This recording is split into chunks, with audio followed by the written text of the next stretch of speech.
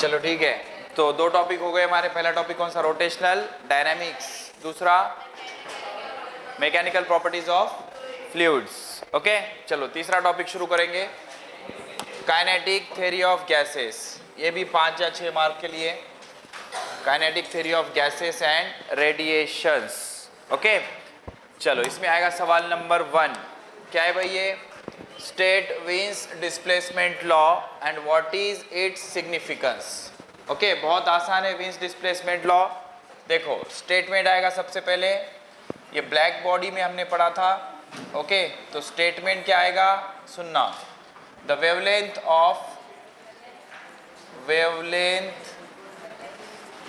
Of maximum emission, wavelength of maximum emission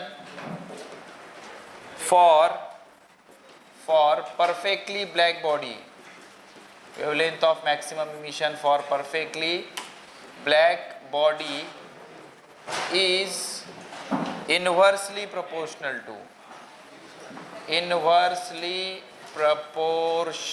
to absolute temperature। बेटा black body के बिना कोई थेरा एग्जाम नहीं होती, हर साल ब्लैक बॉडी पे क्वेश्चन होता ही है, ठीक है ना। तो क्या किया था, दो साइंटिस्ट थे जिसका नाम था Lumiere and प्रिंगशिम।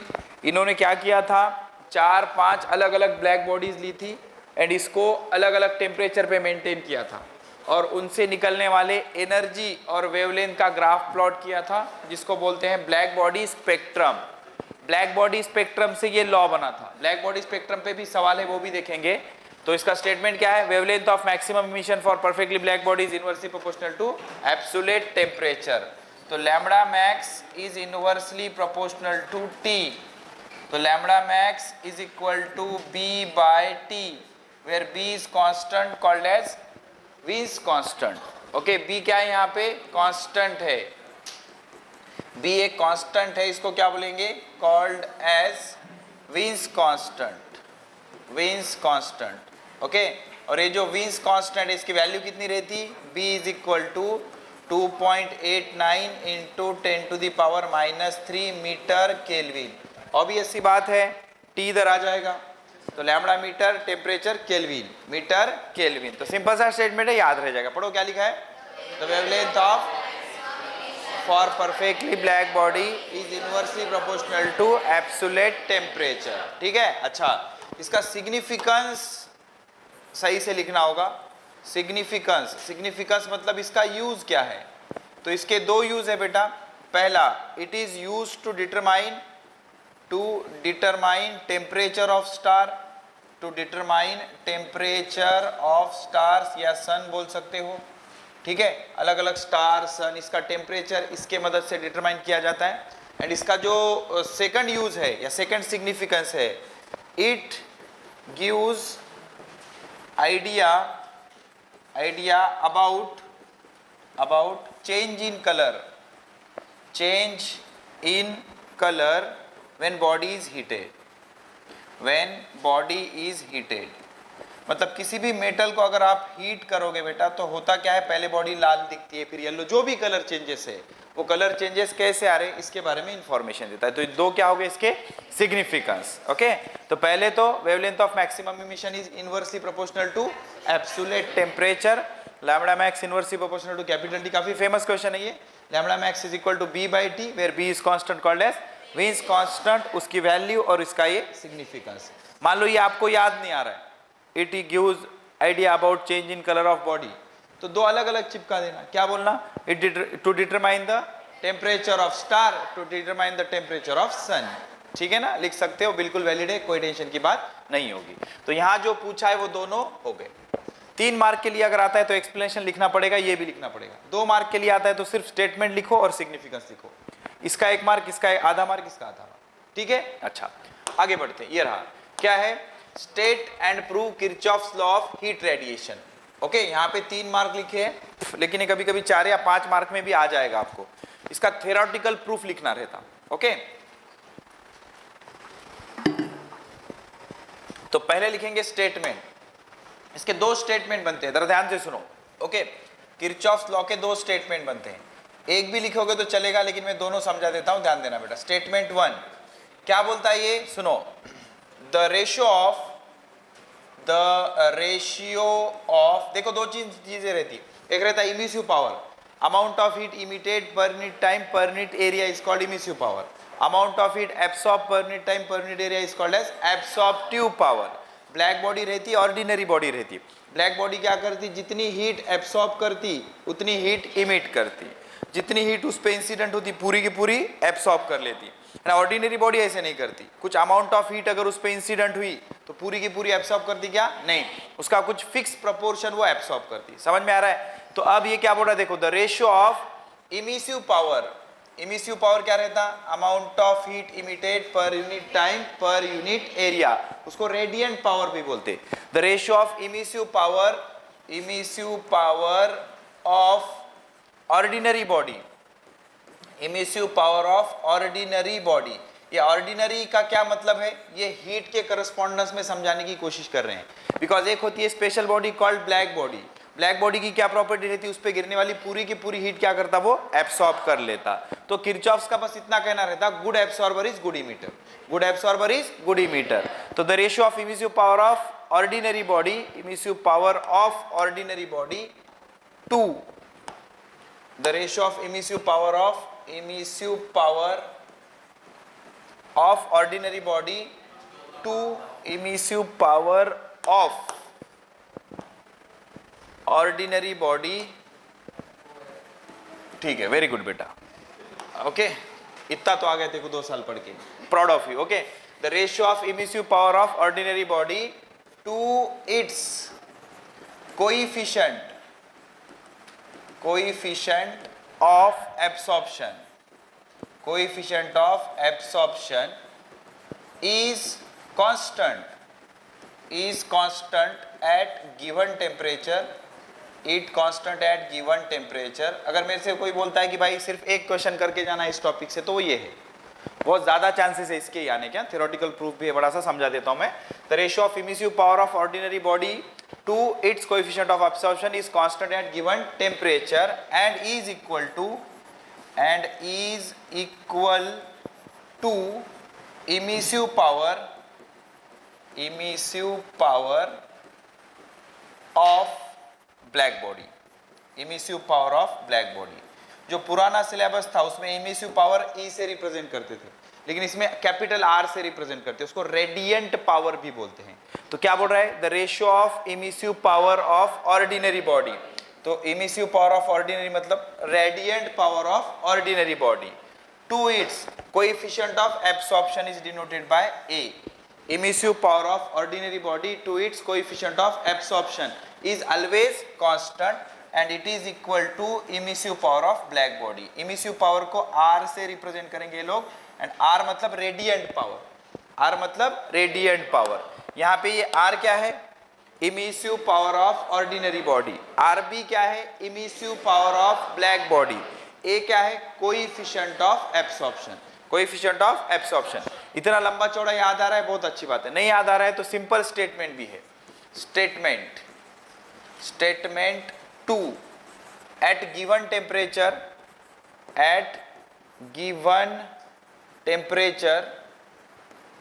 coefficient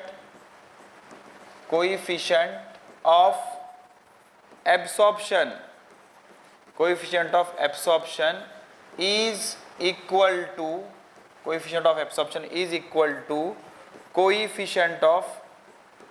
coefficient of emission। Coefficient of absorption is equal to coefficient of emission. At given temperature लिखना जरूरी है, टेम्परेचर बदल गया तो कहानी बदल जाएगी। तो at given temperature coefficient of absorption is equal to coefficient of emission. Coefficient of absorption is represented by A, coefficient of emission is represented by E. तो A is equal to E. समझ आ रहा है? दोनों में से कोई भी एक स्टेटमेंट आप लिख सकते हो। तो इसको जो प्रूफ करेंगे, एक थ्योरेटिकल एक्सपेरिमेंट रहता है जिसको बोलते थॉट एक्सपेरिमेंट। ओके, समझना इंटरेस्टिंग है। ओके, तो इसको बोलते theoretical proof of Kirchhoff's law. क्या बोलते? Theoretical proof of Kirchhoff's law. तो कर लेते अपन theoretical proof of Kirchhoff's law. Kirchhoff's law का थ्योरेटिकल प्रूफ। ठीक है, तो इसमें पहला पॉइंट क्या आएगा, जरा ध्यान से सुनना, ओके, और लिखना पड़ेगा यार, सुनो। तो पहले पॉइंट में क्या लिखना है कि Kirchhoff's law can be proved by theoretical experiment called as thought experiment. उसको क्या बोलेंगे, थॉट एक्सपेरिमेंट।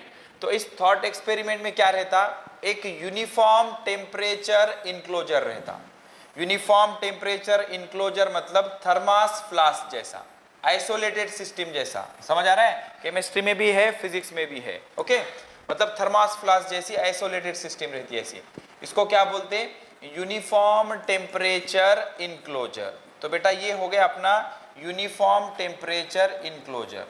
अब ये जो यूनिफॉर्म टेम्परेचर इनक्लोजर है, इसमें ना बेटा दो बॉडीज सस्पेंड रहती। यूनिफॉर्म टेम्परेचर इनक्लोजर, इसमें दो बॉडीज सस्पेंड रहती सेम एरिया की। एक रहती ऑर्डिनरी बॉडी ए, जिसका एरिया सेम है किससे, परफेक्टली ब्लैक बॉडी बी से। दोनों का एरिया कैसा है, सेम है, ओके, दोनों का एरिया सेम है। ऑर्डिनरी बॉडी ए, परफेक्टली ब्लैक बॉडी बी। तो इसको थोड़ा सा पेंसिल से शेड कर देना, अलग बताना थोड़ा सा, ये ब्लैक बॉडी है, दोनों का एरिया कैसे होना चाहिए, सेम। तो नीचे लिख लेंगे हम, ए क्या है, ordinary body, ordinary body, okay, and B क्या है, परफेक्टली ब्लैक बॉडी, या सिर्फ ब्लैक बॉडी बोल दो, ब्लैक बॉडी। ए क्या है, ऑर्डिनरी बॉडी, और बी क्या है, ब्लैक बॉडी। जरा ध्यान से सुनना बेटा, एक थ्योरी हमने ऑलरेडी डिस्कस की थी, दो अलग अलग टेम्परेचर की बॉडी कांटेक्ट में रखेंगे तो heat will flow from body at higher temperature to body at lower temperature. कब तक, जब तक दोनों का टेम्परेचर सेम नहीं हो जाता। तो यहाँ पे तीन चीजें हैं, ऑर्डिनरी बॉडी, ब्लैक बॉडी और इनक्लोजर। तो प्रीवियस थ्योरी के हिसाब से तीनों में हीट एक्सचेंज होगा, और कब तक, जब तक तीनों का टेम्परेचर सेम नहीं हो जाता, ओके। तो थोड़ी देर में तीनों का टेम्परेचर कैसे हो जाएगा, सेम हो जाएगा। मान लो एक गर्म बॉडी है, हॉट, और ठंडी सराउंडिंग है, तो हॉट बॉडी ज्यादा हीट इमिट करेगी, कम हीट एब्सॉर्ब करेगी। और मान लो सराउंडिंग हीट अप है एंड बॉडी कूल है, तो ज्यादा हीट एब्सॉर्ब करेगी। एंड दोनों का टेम्परेचर अगर सेम होगा तो जितनी हीट इमिट करेगी उतनी हीट एब्सॉर्ब करेगी। अब ब्लैक बॉडी की प्रॉपर्टी क्या होगी, ब्लैक बॉडी पे जितनी हीट गिरेगी उतनी हीट एब्सॉर्ब कर लेगी। लेकिन ऑर्डिनरी बॉडी की प्रॉपर्टी क्या होगी, जितनी हीट गिरेगी उसका AQ एब्सॉर्ब करेगी। कोएफिशिएंट ऑफ एब्सॉर्प्शन क्या रहता, amount of heat absorb by total heat incident.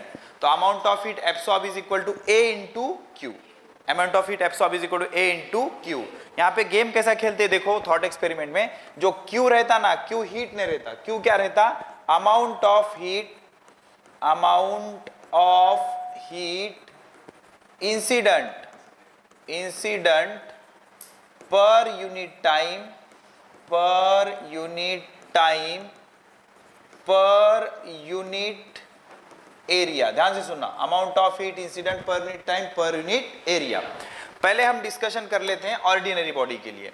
For ordinary body, ordinary body, ordinary body के लिए डिस्कशन कर लेते हैं। ऑर्डिनरी बॉडी, इसका नाम क्या है, ए।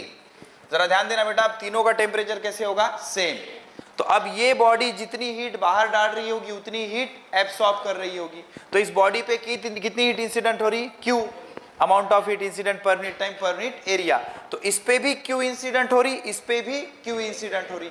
लेकिन ये बॉडी एब्सॉर्ब कितना कर रही, AQ, कितना कर रही, AQ, एंड इमिट कितना कर रही, R, इमिट कितना कर रही, R। अच्छा, इस पे गिर रही कितना, Q, लेकिन पूरी की पूरी एब्सॉर्ब कर ले रही। तो सिंपल से इक्वेशन बनते, जैसे कि देखो, फॉर ऑर्डिनरी बॉडी A, क्या, amount of heat, amount of heat incident, amount of heat incident per unit time, per unit time, per unit area, कितनी गिर रही, Q, कितनी हीट गिरी इस पे, Q। अच्छा, इसके साथ साथ मैं ब्लैक बॉडी का भी लिखते चलता ताकि आपको स्टेप याद रखने में आसानी हो, ओके। ठीक है, देखो यहाँ क्या कर लेते हैं, ब्लैक बॉडी का कर लेते हैं, यहाँ से ये इतना उसके लिए लग जाएगा। For black body B, for black body B, जरा ध्यान देना बेटा। देखो ऑर्डिनरी बॉडी पे कितनी हीट गिर रही है, Q, उतनी हीट किस पे गिर रही है, ब्लैक बॉडी पे। ओके, तो अमाउंट ऑफ हीट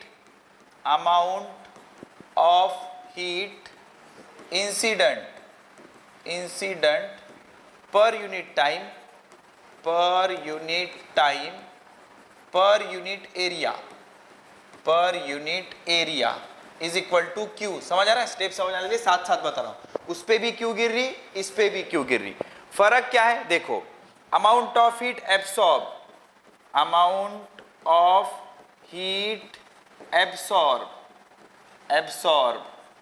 पर यूनिट टाइम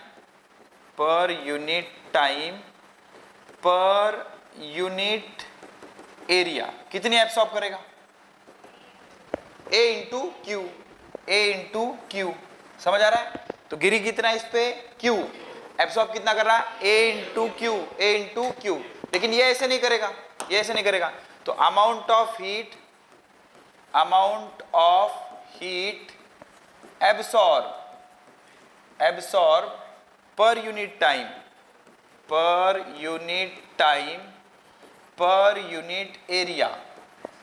यूनिट एरिया जितनी गिरी उतनी एब्सॉर्ब कर लेगा। क्यों, बिकॉज ऑफ ब्लैक बॉडी है, जितनी इंसिडेंट होगी उतनी एब्सॉर्ब कर लेगा।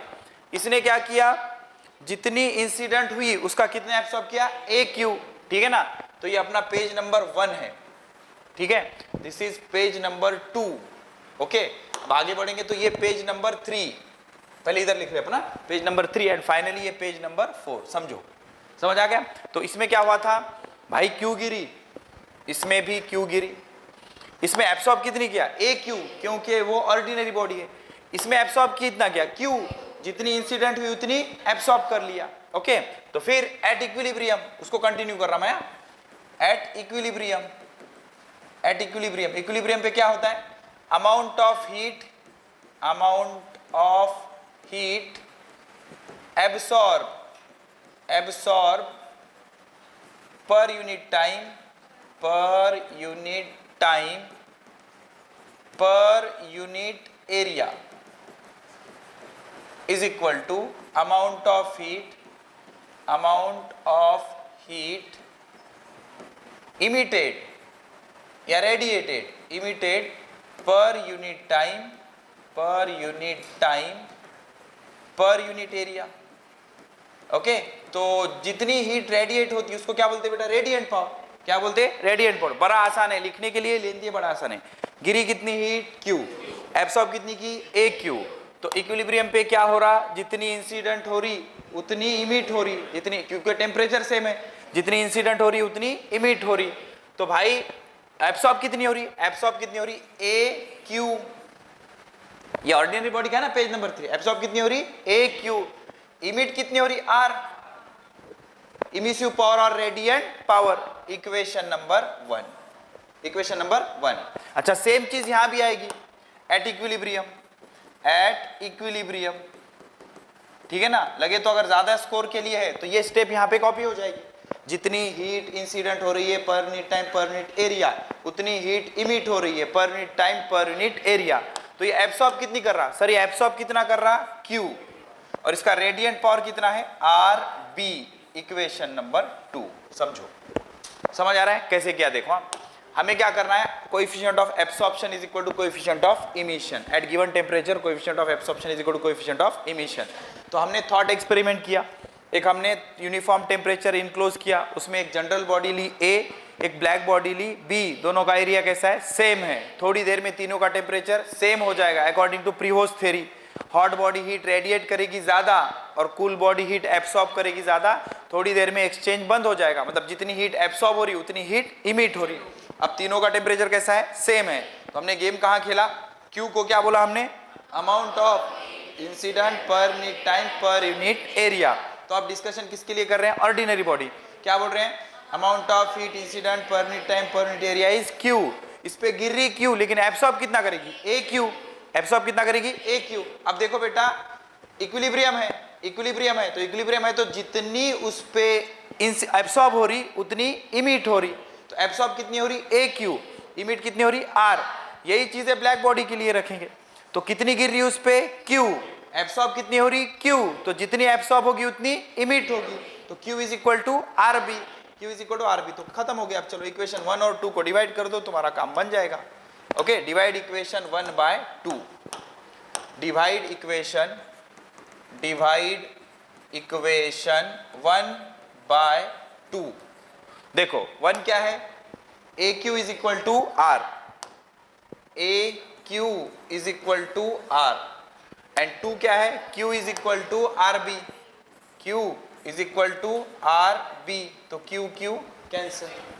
अगर आपको याद होगा बेटा, ये जो रहता ना R divided by R B is called emissive power, R divided by RB is called as emissive power. Emissive power of ordinary body to emissive power of perfectly black body. NCERT में capital E से represent किया है, हमने लिया है ये, इसमें हमने E यूज किया है। तो R by RB is E, तो क्या आ गया, A is equal to E, hence Kirchhoff's law is proved। ठीक है ना, बहुत आसान है और श्योर एग्जाम में आएगा, बहुत ज्यादा चांसेस है एग्जाम में आने की। थॉट एक्सपेरिमेंट है, गेम कहाँ खेल रहे हैं, Q को हीट नहीं बोल रहे, amount of heat incident per unit time per unit area, दोनों पे इतनी हीट इंसिडेंट हो रही, इस पे भी क्यू गिरी, उस पे भी क्यू गिरी, इसने कितनी एब्सॉर्ब की, ए क्यू, रेडिएट कितनी की, आर, और ब्लैक बॉडी पे ने कितनी गिरी, क्यू, एब्सॉर्ब कितनी की, क्यू, रेडिएट कितनी की, आर बी, तो Q is equal to R B, और यहाँ पे R is equal to A Q, दोनों को डिवाइड कर दिया, अपना काम बन गया। ठीक है, तो इसको बोलेंगे Kirchhoff's law of radiation, Kirchhoff's law of radiation. ठीक है, ये किरचॉफ्स लॉ ऑफ रेडिएशन का स्टेटमेंट, 2 स्टेटमेंट है, एक भी लिखेंगे तो काफी है, या दूसरा लिख लो, कोई टेंशन नहीं है। ओके, और इसका ये प्रूफ हो गया। ठीक है, चलो आगे बढ़ते, ये देखो क्या बोल रहा है, state and explain Stefan's Boltzmann law. अगर आपको याद है, amount of heat emitted per unit time per unit area by black body is directly proportional to 4th power of absolute temperature, देखा था ना हमने। ओके, तो इसका जो स्टेटमेंट आएगा, स्टेटमेंट, जो बॉडी जितनी ज्यादा हीटअप होगी उतनी ज्यादा एनर्जी रेडिएट करेगी। ओके, तो इमिसिव पावर ऐसे भी बोल सकते हो, सिंपल, इमिसिव पावर या फिर इसको क्या बोलते हैं, रेडिएंट पावर, इमिसिव पावर या radiant power, emissive power of perfectly black body, emissive power of perfectly black body, perfectly black body का जो इमिसिव पावर है इज डायरेक्टली प्रोपोर्शनल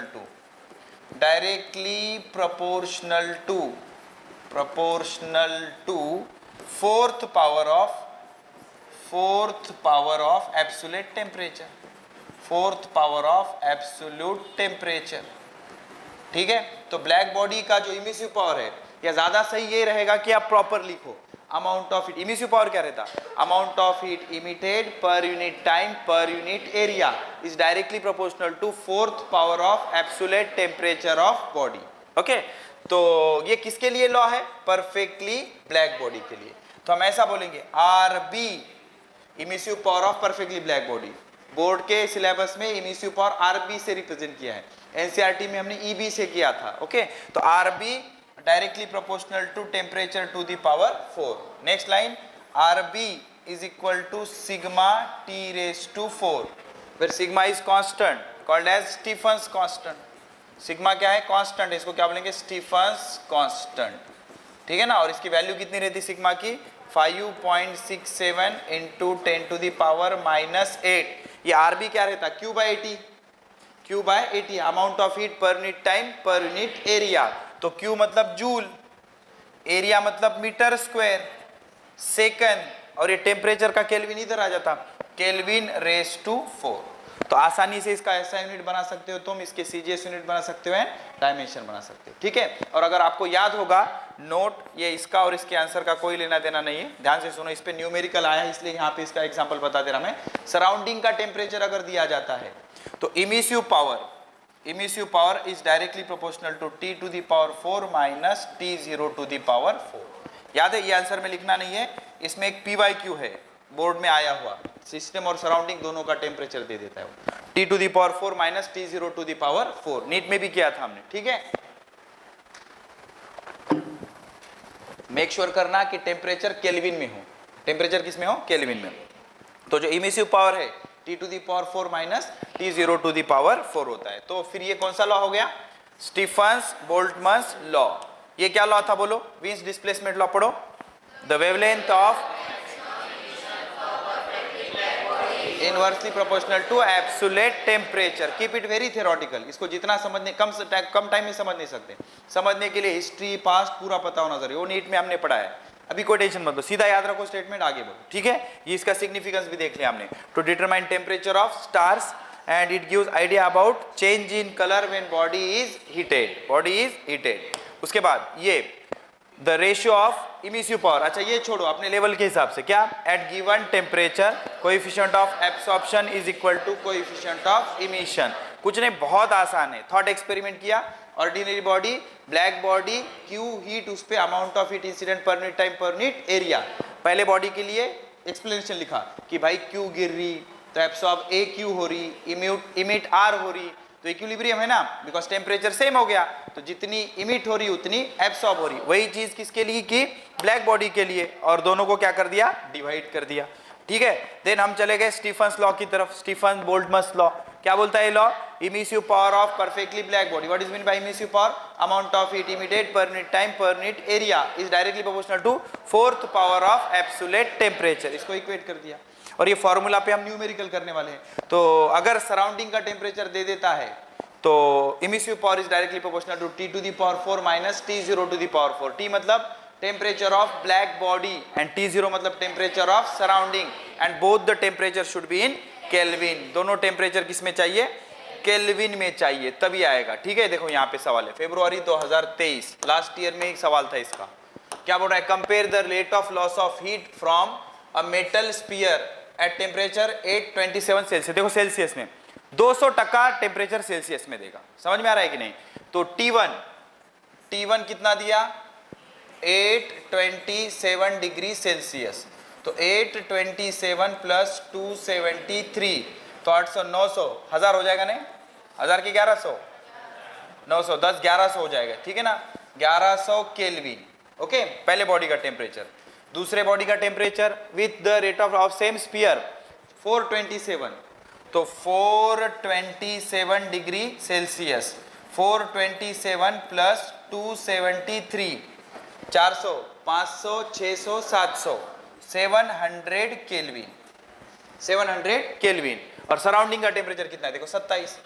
अगर सराउंडिंग का नहीं देता तो बहुत आसान हो जाता, फिर directly proportional to T to the power 4 बोल देते, लेकिन अगर सराउंडिंग का देता है तो ये T0 हो गया, सराउंडिंग का टेम्परेचर। T0 कितना हो गया फिर, T0 विल बी 27 प्लस 273, मतलब 300 केल्विन, 300 केल्विन। समझ में आ रहा है, इसमें कैलकुलेशन में थोड़ा सा प्रॉब्लम आपको आ सकता है, ये नीट में भी ऐसे सवाल पूछे जाते हैं, okay.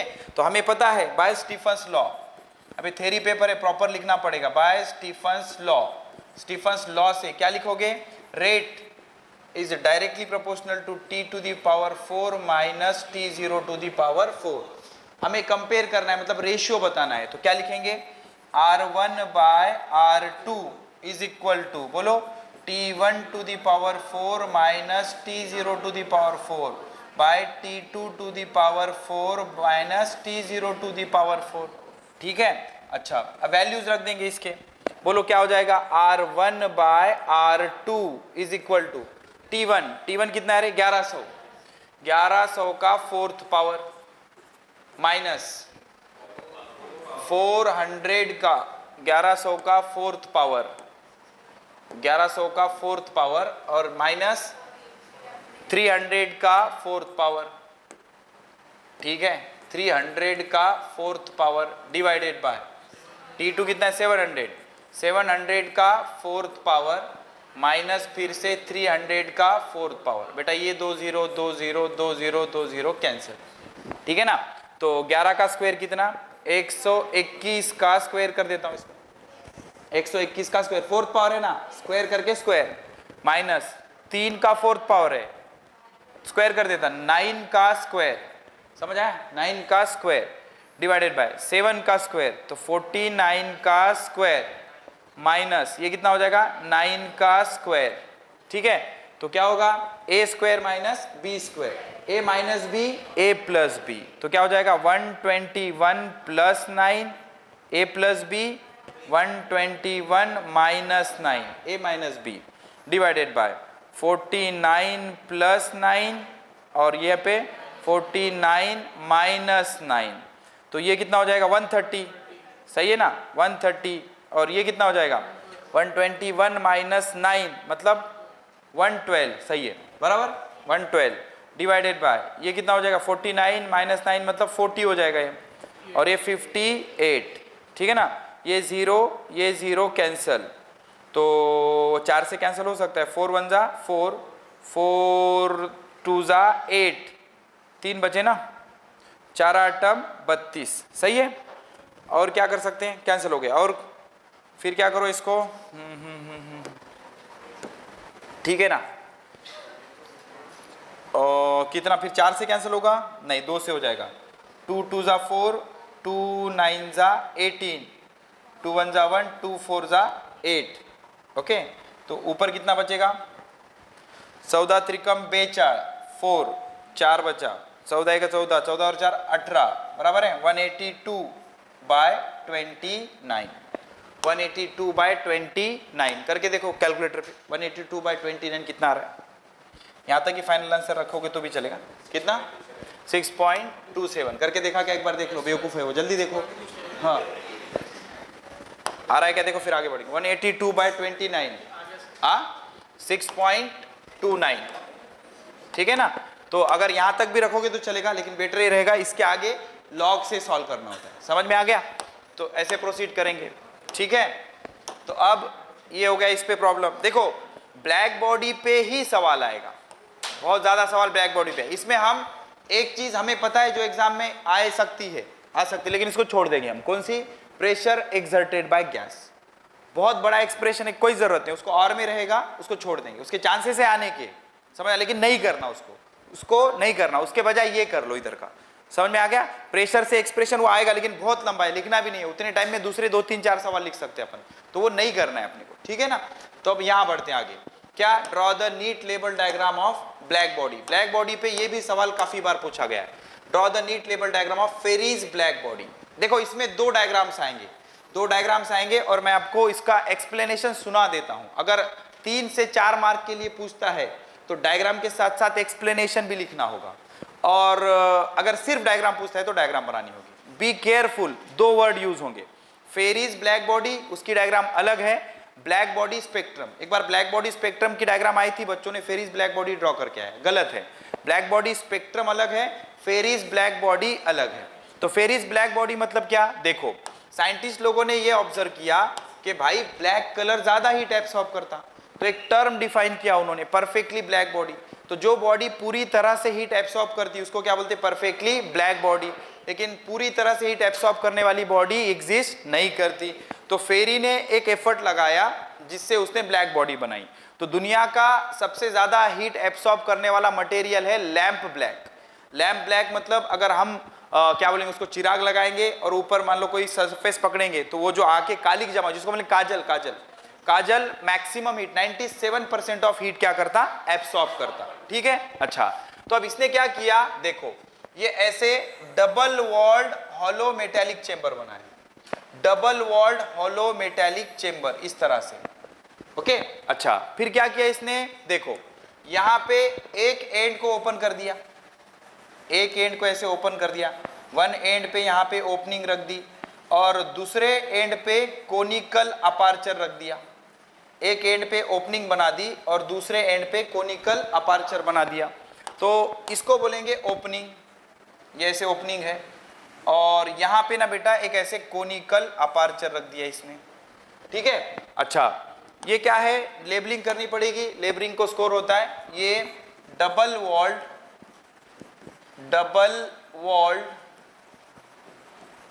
Hollow metallic chamber, double walled hollow metallic chamber. तो जो बाहर का सरफेस है इसका ये पॉलिश है, ओके। तो ये outer surface, outer polished surface, इसको सिल्वर्ड भी बोलते हैं, आउटर पॉलिश सरफेस, ताकि बाहर की हीट इसके अंदर इंसिडेंट ना हो पाए।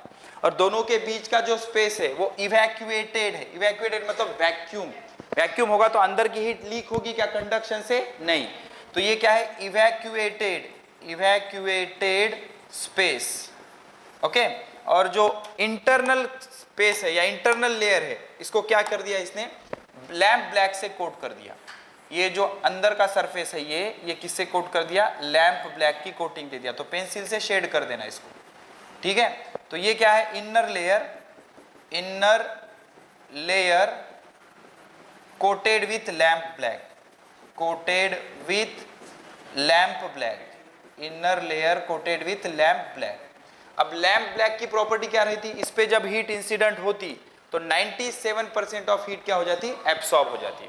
तो मान लो ये हीट रेडिएशन यहां से इंटर कर गए ऐसे, तो यहां पे 97% एब्सॉर्ब हो जाएगी, कुछ रिफ्लेक्ट हो जाएगी, फिर यहां से 97% एब्सॉर्ब हो जाएगी, यहां रिफ्लेक्ट होगी, फिर ऐसे करके थोड़े से ही रिफ्लेक्शन में पूरी की पूरी हीट एब्सॉर्ब हो जाएगी। And this construction is acts as a perfectly black body, ठीक है। अच्छा, अब ये डायग्राम थी तो डायग्राम हमने बना ली। मान लो इसका एक्सप्लेनेशन लिखना है तो क्या बोलेंगे, कंस्ट्रक्शन करके लिखेंगे। ध्यान से सुनो, कंस्ट्रक्शन। तो कम से कम 2 पॉइंट लिखने इसमें, 2 पॉइंट, ज्यादा से ज्यादा कितने भी लिख सकते हो। 2 पॉइंट में क्या लिखेंगे, देखो पहले जो दिख रहा है वो लिखेंगे, उसको बोलेंगे कंस्ट्रक्शन। तो क्या दिख रहा है, देखो बेटा, पहले बोलना it consist of double walled hollow metallic chamber having opening at one end and conical projection at diametrically opposite end.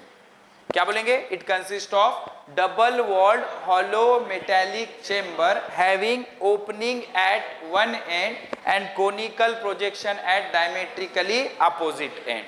ये पहला पॉइंट हो गया। दूसरा point, outer surface is polish while inner surface is coated with lamp black and the space between two wall is evacuated। खत्म, ये हो गया इसका कंस्ट्रक्शन। ओके, अच्छा, फिर क्या लिखना है, वर्किंग। अब वर्किंग में हमें बताना है कि भाई ये जो बॉडी है, ये बॉडी परफेक्टली ब्लैक बॉडी की तरह काम करेगी। 3 मार्क के लिए आता है, यहाँ एक, यहाँ एक, यहाँ एक, 3 मार्क आपको मिल जाएंगे।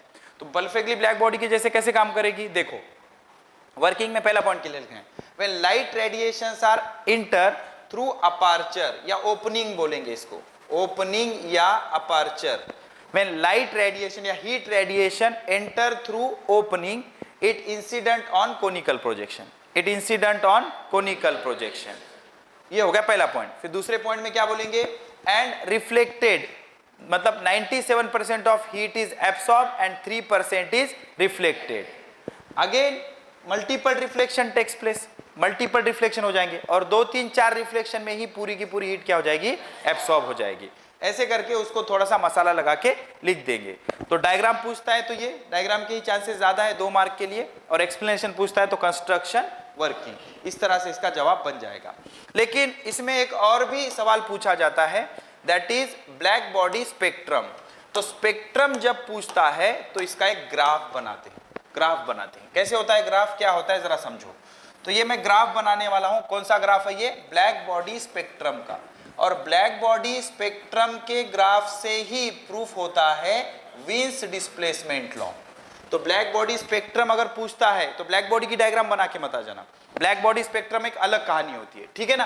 तो कैसे बना, इसके लिए ये लिखना नहीं है, ये लिखना है सिर्फ डायग्राम बनाए। डायग्राम कैसे बनी, देखो 2 साइंटिस्ट थे जिसका नाम था लुमेर एंड प्रिंगशिम।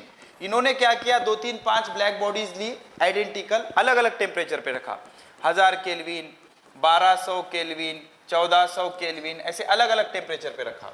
और इसमें से निकलने वाले रेडिएशंस नोट किए। तो ब्लैक बॉडी का इन्होंने इमिसिव पावर ई लैम्बडा बोल देते हैं उसको, इमिसिव पावर नोट किया और उसका करस्पॉन्डिंग वेवलेंथ नोट किया, इमिसिव पावर और वेवलेंथ नोट किया, और हर बॉडी के लिए ग्राफ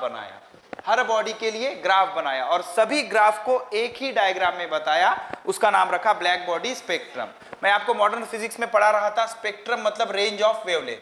जब भी अलग अलग वेवलेंथ की बात होगी तो उसको क्या बोलेंगे, स्पेक्ट्रम। क्या बोलेंगे, स्पेक्ट्रम। तो जरा ध्यान देना बेटा, जब उन्होंने 1000 केल्विन का ग्राफ बनाया तो क्या ऑब्जर्व किया, उन्होंने ग्राफ बनाया emissive power versus wavelength, emissive power versus wavelength, मतलब 10 एंगस्ट्रॉन के कितने वेवलेंथ निकले, 50 एंगस्ट्रॉन के कितने वेवलेंथ निकले, 60 एंगस्ट्रॉन के कितने वेवलेंथ निकले, ऐसे प्रैक्टिकली उन्होंने गिने और गिनने के बाद ग्राफ बनाया। तो पहला ग्राफ ऐसे बना। तो उन्होंने ऑब्जर्व किया कि एक टिपिकल वेवलेंथ के मैक्सिमम इमिशन हो रहा था, ये किस पे, 1000 केल्विन पे, 1000 केल्विन पे। अब जब 1200 केल्विन का ग्राफ बनाया तो 1200 केल्विन का ग्राफ ऐसे आया।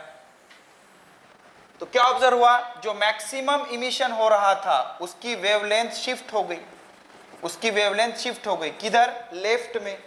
तो टेम्परेचर बढ़ा 1000 से 1200 केल्विन हो गया, तो मैक्सिमम वेवलेंथ लेफ्ट में शिफ्ट हुई, तो मैक्सिमम वेवलेंथ कम हो गई ना।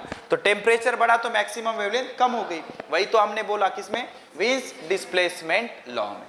समझ आ रहा है। फिर 1400 का जब ग्राफ बना तो वो और ऐसे शिफ्ट हो गया, तो ये इधर शिफ्ट हो गया। तो ये wavelength of maximum emission third graph की, ये किसकी, 1400 केल्विन पे। समझ आ रहा है। तो ब्लैक बॉडी स्पेक्ट्रम पूछता है तो ये ग्राफ बनाना पड़ेगा इधर शिफ्ट करके। ओके, तो सिर्फ डायग्राम पूछता है तो ये, इसके 2 मार्क मिल जाएंगे आपको। और डायग्राम के साथ एक्सप्लेनेशन अगर पूछता है तो 2-4 पॉइंट चिपका देना है नीचे। कैसे चिपकाना है, मेरी बात ध्यान से सुनो। पहले तो ये बोलो, पहले आप ग्राफ बना लेंगे, ये बिल्कुल नहीं लिखना है, तो आप डेफिनेशन लिखेंगे ब्लैक बॉडी स्पेक्ट्रम की। The graph of emissive power of different black bodies versus different wavelength radiated is called as black body spectrum। ठीक है ना, अलग अलग टेम्परेचर पे बनाया गया है, उसको क्या बोलेंगे, ब्लैक बॉडी स्पेक्ट्रम। अब ये हो गया पहले पॉइंट में डेफिनेशन। 3 पॉइंट की जरूरत है 4 मार्क के लिए अगर आता है तो, 1 पॉइंट लिख लिया। दूसरा पॉइंट क्या बोलना है, ये जो ग्राफ है असिमेट्रिक है। सिमेट्रिक है क्या, नहीं, black body spectrum is asymmetric. Okay, दूसरा, black body spectrum is shifted towards left, black body spectrum is shifted towards left। तीसरा पॉइंट हो गया। चौथा पॉइंट, यहाँ पे विंस लॉ चिपका दो। from graph Wien's law is proposed which states that wavelength of maximum emission is inversely proportional to absolute temperature। ठीक है, अच्छा 4 पॉइंट हो गए। 5वां पॉइंट ये भी लिख सकते हो, area of curve gives amount of heat radiated per unit time per unit area। समझ आ रहा है। इस तरह से 2, 4, 5 पॉइंट हम लिख सकते हैं। तो ये क्या बन गया, ब्लैक बॉडी स्पेक्ट्रम, और ये क्या बन गया, फेरीज परफेक्टली ब्लैक बॉडी। उसका कंस्ट्रक्शन भी लिख सकते हो, उसकी वर्किंग भी लिख सकते हो। समझ में आ रहा है। तो ये ब्लैक बॉडी का पोर्शन बहुत इंपॉर्टेंट है, इस पे बहुत बार सवाल पूछे गए हैं। ठीक है, ये भी फ्रीक्वेंसी यूज सवाल है, ये 3 मार्क के लिए आएगा, इसके 6 पॉइंट लिखने होंगे। क्या बोल रहा है, assumptions of KTG, assumptions of KTG ज्यादा से ज्यादा 3 मार्क के लिए आएगा, तो कम से कम 6 लिखने पड़ेंगे। ओके, तो assumptions KTG के जो याद होते हैं नीड बेसिस पे, वो प्रॉपर अरेंज करने हैं। assumptions of KTG kinetic theory of gases. Okay, तो क्या होते हैं assumption, देखो पहला assumption, all gas consist of tiny particles called as molecule। ऐसे लिखेंगे, every gas consist of tiny particles called molecule। सभी गैस के जो पार्टिकल्स होते हैं वो बहुत टाइनी होते हैं, सबसे छोटे, उसको क्या बोलेंगे, मॉलिक्यूल्स। दूसरा assumption, all molecules of same gas are identical. याद आ रहा है कुछ, आर आइडेंटिकल मतलब एक ही गैस के सभी मॉलिक्यूल्स आइडेंटिकल होंगे। हाइड्रोजन का मॉलिक्यूल उठाओ सब सेम ही होंगे, ऑक्सीजन का उठाओ सब सेम होंगे, लेकिन अगर एक ऑक्सीजन का मॉलिक्यूल ले रहे हो एक हाइड्रोजन का तो डिफरेंट होंगे। ऑक्सीजन का मॉलिक्यूल अलग साइज का होगा, हाइड्रोजन का मॉलिक्यूल अलग साइज का होगा। तीसरा अजम्पशन,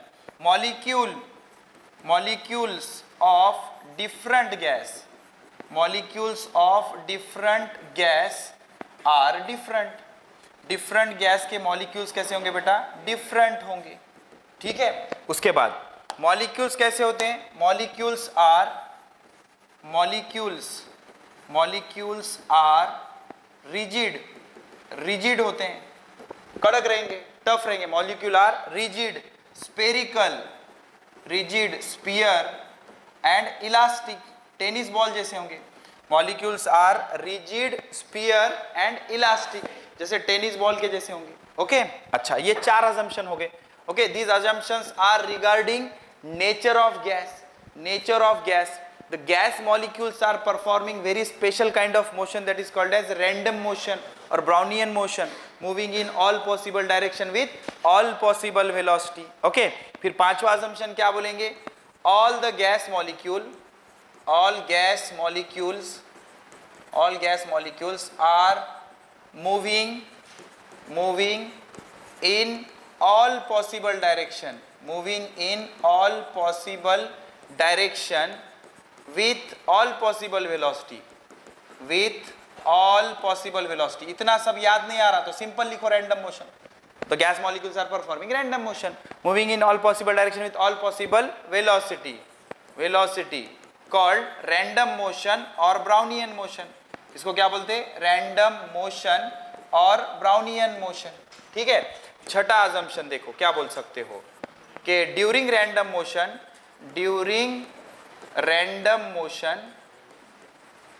दे कोलाइड होंगे, तो collide with each other, and also with wall of container, collide with each other and also with wall of container, and also with wall of container. तो ये collision पूरी तरह से कैसे होंगे? इलास्टिक. याद है कोलिजन जिसमें मोमेंटम काइनेटिक एनर्जी दोनों कंजर्व रहते हैं, उसको इलास्टिक कोलिजन बोलते हैं. Collide with each other and also with wall of container. Full stop. Seventh one, the collisions are perfectly elastic. All the collisions are perfectly elastic. 6 ही लिखने हैं, 7 बोल दिया हमने और 2-3 आपको बताता हूं मैं.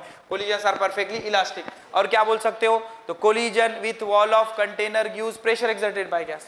collision with wall of container gives pressure exerted by gas. और क्या बोल सकते हो? during random motion they travel, या फिर during two collision they travel on a straight line path called as free path. उसको क्या बोलते हैं? free path. और क्या बोल सकते हो कि भाई देखो जो एक्चुअल वॉल्यूम रहता है गैस का, actual volume of gas is negligible as compare to volume occupied. जैसे हम अगर कोई स्प्रे यहाँ पे स्प्रे करेंगे तो पूरे रूम में फैल जाएगा, दैट इज एक्चुअल वॉल्यूम. और सारे मॉलिक्यूल को नजदीक लाके कॉम्पैक्ट करेंगे तो दैट इज एक्चुअल वॉल्यूम. और स्प्रे करेंगे तो ऑक्युपाइड वॉल्यूम मतलब कितना वॉल्यूम बोलेगा. जैसे कि एक गैस सिलेंडर अगर हम खोल देंगे तो पूरे सिटी में फैल जाएगा, तो दैट इज ऑक्युपाइड वॉल्यूम. लेकिन एक्चुअल वॉल्यूम तो इतना सा ही होगा, तो वो भी लिख सकते हो. Actual volume is very small as compare to the occupied volume. तो these are all assumptions of kinetic theory of gases. रटने की कोई जरूरत नहीं, आराम से लिख सकते हो तुम. ठीक है. पहला क्या है बोलो? Every gas called molecule. दूसरा बोलो. तीसरा. चौथा इलास्टिक. पांचवा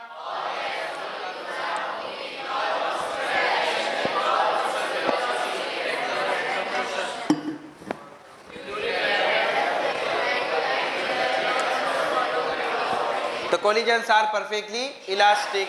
Volume occupied by the gas is very large as compared to actual volume. या 2-3 चीजें और भी लिख सकते हो. ये भी लिख सकते हो, average kinetic energy of gas molecule is directly proportional to temperature, absolute temperature. ये 2-4 भी आप लिख सकते हो. 4 मार्क के लिए आए तो 8 लिखने पड़ेंगे. ठीक है. So these are all assumptions of kinetic theory of gases. अच्छा, ये बड़ा इंटरेस्टिंग है. Explain spectral distribution of black body radiation. बता दिया spectral distribution of black body radiation. फिर समझाता हूं. ये जो ग्राफ होता है इसको स्पेक्ट्रल डिस्ट्रीब्यूशन बोलते हैं. ये ई लैम्बडा वर्सेस लैम्बडा. देखो ये एक ग्राफ, ये दूसरा ग्राफ, ये तीसरा ग्राफ. ओके. यहाँ पे ये एक वेवलेंथ, ये दूसरी वेवलेंथ, ये तीसरी वेवलेंथ. इसको लैम्बडा m1 बोलना है, लैम्बडा 1-2 बोलना है, लैम्बडा m3 बोलना है. ठीक है. तो एक्सप्लेन भी करना है, बता दिया क्या क्या पॉइंट लिखने. ठीक है. वही सारी चीजें. ब्लैक बॉडी डिस्ट्रीब्यूशन बोलता है तो ये, एंड फेरिस ब्लैक बॉडी बोलता है तो वो double walled hollow metallic chamber. ये देखो ये तो हो गया अपना. ठीक है. इस पे ये ऐसे सवाल बहुत आएंगे. ओके. ये जो सवाल था ये बोनस था, पेपर में आया था मार्च के. क्यों? बिकॉज इन्होंने गलत यूनिट दे दिया था. जूल पर किलोग्राम पर केल्विन, ये किसका यूनिट है? ये स्पेसिफिक हीट कैपेसिटी का है, मोलार स्पेसिफिक का नहीं. स्पेसिफिक मतलब पर किलोग्राम, मोलार मतलब पर यूनिट मोल. याद है मेयर्स रिलेशन से सॉल्व होता था. तो गलत यूनिट दे दिया था इन्होंने. लेकिन अगर यूनिट को इग्नोर करके हम इसको सॉल्व करेंगे तो कैसे आएगा? सुनो. The difference between 2 molar specific heat capacity.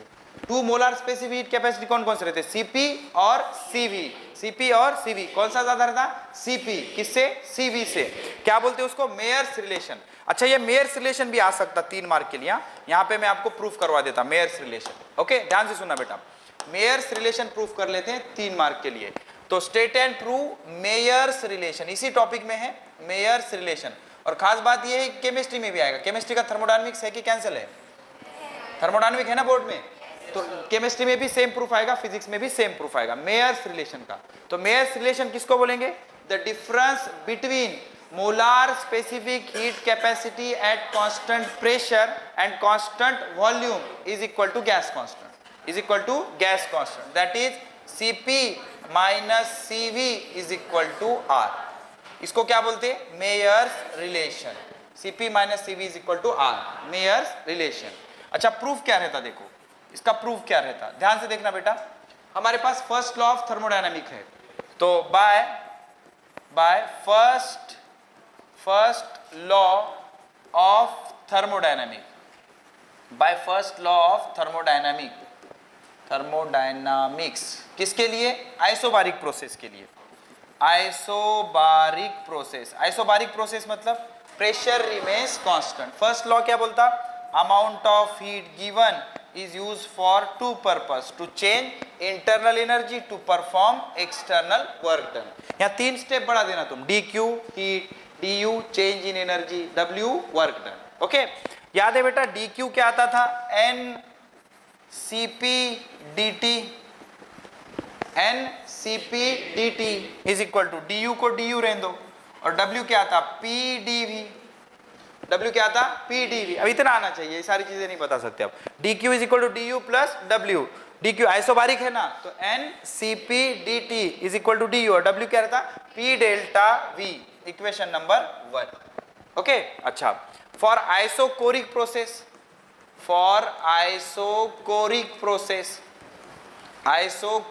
Process की बात कर लेते हैं। तो आइसोकोरिक प्रोसेस के लिए लॉ बोलो, dq du प्लस w। तो dq क्या आएगा? Ncv dt is equal to du plus 0, because for isochoric process volume remains constant. Properly arrange कर सकते हो आप इसको। ओके इसको बोलो इक्वेशन नंबर 2। ओके अच्छा एक चीज ये भी होती है, PV is equal to nRT। What is this? Ideal gas equation। तो PdV is equal to nRDT, मानते हो? PdV is equal to nRDT। छोटे छोटे स्टेप है। इक्वेशन नंबर 3 देखो बेटा, फ्रॉम इक्वेशन 1, 2 एंड 3 बोलो क्या है? देखो 1 क्या है? Ncp dt is equal to du की वैल्यू यहां से रखेंगे, Ncv dt आइसोकोरिक है तो वॉल्यूम कांस्टेंट रखा, तो Ncp dt du की वैल्यू यहां से रखी, प्लस Pdv के जगह nRdt। जरा ध्यान से देखना, dt कैंसिल, n कैंसिल, ठीक है क्या बच गया फिर? Cp is equal to Cv plus R, खत्म। Cp minus Cv is equal to R, इसी को क्या बोलेंगे? Mayer's relation. समझ आ गया? 3 से 4 मार्क के लिए आ सकता है proof, Cp minus Cv is equal to R। कुछ बड़ी बात नहीं है। क्या है फर्स्ट लॉ ऑफ थर्मोडायनेमिक्स? क्या रहता? dq is equal to du plus w। dq isobaric के लिए Ncp dt, आइसोकोरिक के लिए Ncv dt, ठीक है। एंड आइसोकोरिक के लिए वॉल्यूम कांस्टेंट रहता तो वर्क डन 0। तो dq is equal to du plus w। dq की जगह क्या लिखा? Ncp dt। Cp क्यों लिखा? आइसोबारिक है, और du का du रखा, w का Pdv, यही आइसोकोरिक के लिए लिखा, और Pv is equal to nRT, तो Pdv is equal to nRdt। तीनों वैल्यूज चिपका दिए तो Cp minus Cv is equal to क्या आ गया? R आ गया। तो अब ये प्रॉब्लम कर सकते हैं हम। ये देखो क्या बोल रहा है? The difference between 2 molar specific heat capacity, मतलब Cp minus Cv is equal to 9000 joule per mole पर केल्विन चाहिए। करेक्शन से करेंगे अपना, जूल पर मोल पर केल्विन चाहिए, ठीक है। तो अब क्या बोल रहा है? If the ratio of 2 specific heat capacity Cp by Cv, याद है क्या माँ? Cp by Cv is equal to अगर 1.5 है तो हमें बोल रहा है दोनों मोलार स्पेसिफिक हीट पता करो। मतलब Cp भी पता करो और Cv भी पता करो, ठीक है। तो क्या करेंगे भाई, देखो यहां से हम क्या करेंगे, इसको इधर ले जाओ, तो क्या हो जाएगा Cp is equal to 1.5 Cv, ये वैल्यू इसमें रखो, ये वैल्यू इसमें रखो, बोलो क्या आएगा 1.5 Cv minus Cv is equal to 9000। तो 1.5 में से 1 गया 0.5, 0.5 मतलब 1/2, तो 1/2 Cv इज इक्वल टू 9000। तो Cv कितना हो गया 18000, Cv कितना हो गया 18000। यूनिट क्या आएगा जूल पर मोल पर केल्विन, जूल पर मोल पर केल्विन, ये आ गया Cv। अब Cv की वैल्यू यहां रख दो, तो क्या आएगा Cp minus Cv, Cp minus Cv कितना है 18000 इज इक्वल टू 9000, तो ये क्या हो जाएगा 27000। तो Cp will be 27000 joule per mole पर केल्विन। तो Cp और Cv दोनों आ गया, सिंपल सी चीज है, ठीक है 27000 समझ आ गया, जूल पर मोल चाहिए, ठीक है ना। प्रिंट मिस्टेक थी क्वेश्चन पेपर में तो एज इट इज कॉपी किया उन्होंने, ओके। तो इस तरह से आ गया, मेयर्स रिलेशन पे भी सवाल आता है, न्यूमेरिकल आता है, ठीक है। अच्छा अब ये देखो, ये देखो क्या बोल रहा है, calculate the wavelength in angstrom at which emissive power is maximum for black body heated at 3727 Celsius. किसका है ये problem, Wien's displacement law, maximum wavelength की बात कर रहे हैं। कैलकुलेट मैक्सिमम इमिशन दिया है, मैक्सिमम इमिशन की वेवलेंथ ये टेम्परेचर दिया है, टेम्परेचर कितना दिया है T is equal to 3727 degree Celsius. तो केल्विन करेंगे 3727 प्लस 273, तो कितना आएगा ये 700 800 9,000 मतलब 4000 केल्विन। टेम्परेचर कितना आया 4000 केल्विन। अच्छा टेंशन मत लो, इसके साथ बी की वैल्यू दी होगी, वहां क्लिक हो जाएगा आपको क्वेश्चन पेपर में, इसके साथ बी की वैल्यू, लेकिन यहां नहीं देते, वो पहले पेज पे देते, बोर्ड वाले बड़े कमी नहीं होते हैं, पहले पेज पे वैल्यूज रहते सब, समझ आ रहा है कि नहीं।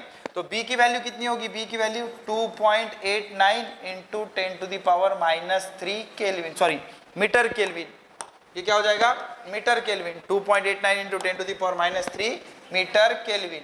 मतलब सिंपल सी चीज है ना, टेम्परेचर दिया है, वेवलेंथ पूछा है और कुछ ब्लैक बॉडी से रिलेटेड है, एंगस्ट्रॉन की वेवलेंथ पूछा है, तो किससे आएगा वीन्स डिस्प्लेसमेंट लॉ।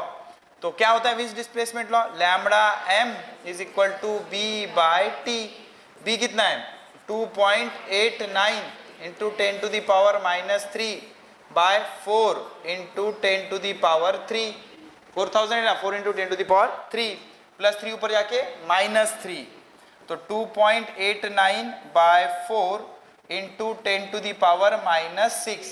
तो किसी तरह से यहाँ 10 करना होगा, बिकॉज एंगस्ट्रॉन में आंसर लिखना है, तो 10 करना है तो क्या करेंगे बेटा 1 2 3 4, मतलब क्या आएगा 28900 इंटू 10 टू द पावर -10, 4 से बढ़ाया 4 से कम किया, डिवाइडेड बाय 4, ओके। तो 4 1 4, 4 7 28, 4 2 8, 1 रहा, 4 2 8, 9 10, 2 रहे, 4 5 20, ये -10, इसको क्या लिख देंगे एंगस्ट्रॉन। तो 7225 एंगस्ट्रॉन, 7225 एंगस्ट्रॉन, 7245 एंगस्ट्रॉन, कोई प्रॉब्लम नहीं, समझ आ रहा है। तो अप्रोक्सीमेटली इतनी उसकी वेवलेंथ आ जाएगी।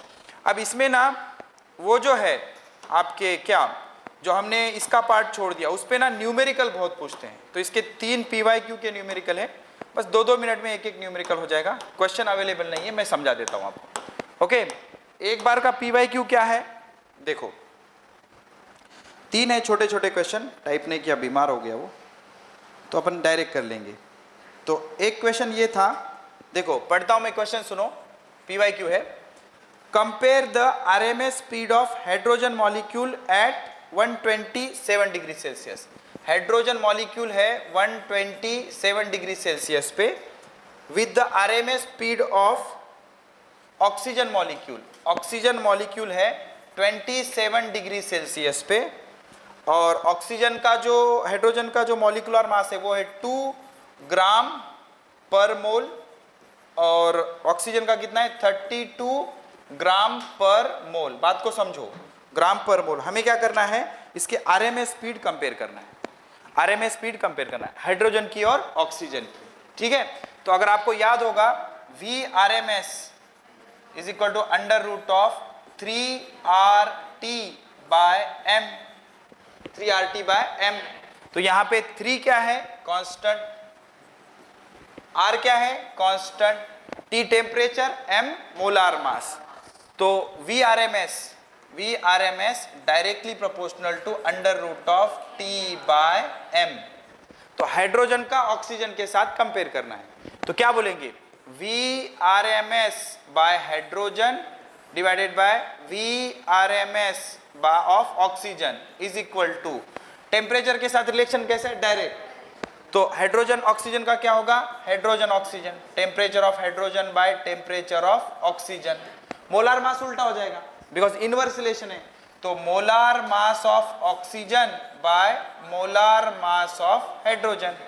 टेम्परेचर हाइड्रोजन का कितना है 127, लेकिन केल्विन में रखना पड़ेगा 2 से, because capital T absolute temperature होता है। तो 273 ऐड करेंगे तो 273 300 400, तो ये कितना हो जाएगा 400 केल्विन। ऑक्सीजन का कितना है 27, 300 kelvin, 300 kelvin into molecular weight oxygen का 32 ग्राम पर मोल, ग्राम में रहने दो, नीचे वाला ग्राम में कैंसिल हो जाएगा, 2 ग्राम पर मोल। तो ये कैंसिल, तो ये 2 0 कैंसिल, तो ये 2 0 कैंसिल, 2 1 जा 2, 2 2 जा 4, 32 दूनी 64, 64 का रूट निकल जाता, 3 का नहीं निकलता, तो कितना आता 8/√3, रहने दो इसे, 8/√3। क्लियर है, तो ये PYQ है। अब एक बार ये सवाल आया था, देखो इसी सवाल पे हर बार सवाल आता है इस पे, सुनो क्या सवाल आया था, देखना स्लाइड। ओके देखो क्या बोल रहा है, आरएमएस स्पीड पे एक सवाल कंपलसरी आएगा नेक्स्ट ईयर। ये सवाल था, calculate the ratio of mean square speed. देखो इंटरेस्टिंग है, mean square speed, calculate the ratio of mean square speed किसका किसका है, देखना molecules, mean square speed of molecule at temperature. एक का टेम्परेचर दिया है 30 केल्विन और दूसरे का टेम्परेचर दिया है 120 kelvin. Mean square speed compare करनी थी, टेम्परेचर बदल दिया, तो हमारे पास क्या है, VRMS का फॉर्मूला है। VRMS क्या रहता बोलो, under root of 3RT by M। तो दोनों साइड का स्क्वायर करो, दोनों साइड का स्क्वायर करो, तो ये क्या आ जाता, मीन स्क्वायर स्पीड, क्या था, मीन स्क्वायर स्पीड। तो V mean square is equal to 3RT by M। तो गैस बदला गया इन्होंने, नहीं, तो मॉलिक्यूलर वेट नहीं बदलेगा, 3 कांस्टेंट R कांस्टेंट, तो V mean square is directly proportional to T। बच्चों ने √2 ही करके आए थे, √T क्या, आरएमएस स्पीड, लेकिन mean square speed directly proportional to T। तो क्या हो जाएगा, V mean square 1 by V mean square 2 is equal to T1 by T2। तो T1 कितना है 30, T2 कितना है 120, ये 0 कैंसिल, कितना आ गया 1/4। समझ में आ गया। तो मीन स्क्वायर की कहानी अलग होगी, रूट मीन स्क्वायर की कहानी अलग होगी।